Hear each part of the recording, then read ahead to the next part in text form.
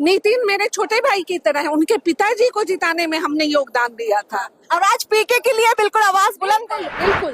पर बीजेपी को कैसे हराएंगी? बीजेपी का गढ़ है भाई, कायस्थों का वोट बहुत ज्यादा है। करीब कि आज दिखाई दे रहा था कि प्रशांत तो जीत चुके हैं। जीत चुके हैं जो भी तो पहले से घोषणा कर बिल्कुल जीत चुके हैं। नहीं, ये ओवर कॉन्फिडेंस भी हो सकता है। हो सकता है। मैं पैदाइश बांकीपुर की हूँ। बांकीपुर आपका है। बांकीपुर हाँ मेरा है और वापस चाहिए।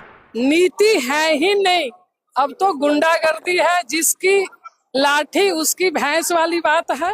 महिला ब्रिगेड तैयार है प्रशांत किशोर को चुनाव जितवाने के लिए। जी हाँ, बांकीपुर में जिस तरीके से बीजेपी बूथ बूथ पर डटी हुई है, ठीक उसी तरह प्रशांत किशोर ने अपनी महिला ब्रिगेड को तैयार कर दिया है। देखिए, जैसे ही प्रशांत किशोर के नाम का ऐलान हुआ कि वो बांकीपुर से चुनाव लड़ेंगे, एक बहुत बड़ी संख्या में महिलाओं का हुजूम राजधानी पटना में उमड़ पड़ा है। मेरे ठीक पीछे आप वो महिला शक्ति देख रहे हैं जो पीके को जीत दिलाने के लिए दिन रात एक करने जा रही है। चलिए शुरुआत वंदना जी आपसे कर लेते हैं।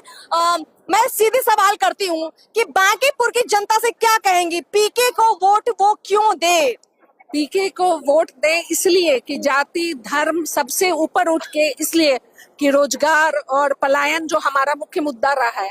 और आप देखेंगे बांकीपुर में बहुत से जो पुराने लोग हैं, सबके बच्चे बाहर चले गए हैं, तो ये पलायन का दर्द हम लोग भी झेल रहे हैं। मैं बांकीपुर की ही रहने वाली हूँ, तो बांकीपुर की जनता जिसने एक विरासत के तौर पे नितिन नवीन को सदा जिताया है, इस बार प्रशांत जी को मौका देगी। 242 सीट पे ये एक सीट भारी। कभी नितिन नवीन को जितवाने के लिए भी आप लोगों ने काम किया, आपने खास तौर पे काम किया।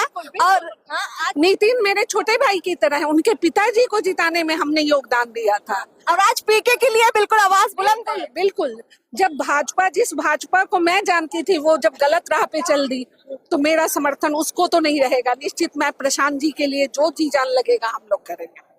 क्या कहेंगे मतलब क्या तैयारी है इस बार? बहुत तैयारी है, हम लोग का बहुत इंतजार था। हम लोग जनता को विश्वास दिला रहे थे महीनों 2 महीने पहले से कि प्रशांत जी इस बार लड़ेंगे। आप लोग क्या सोच रहे हैं? तो लोग बोलते थे कि ना ना प्रशांत जी तो लड़ेंगे ही नहीं।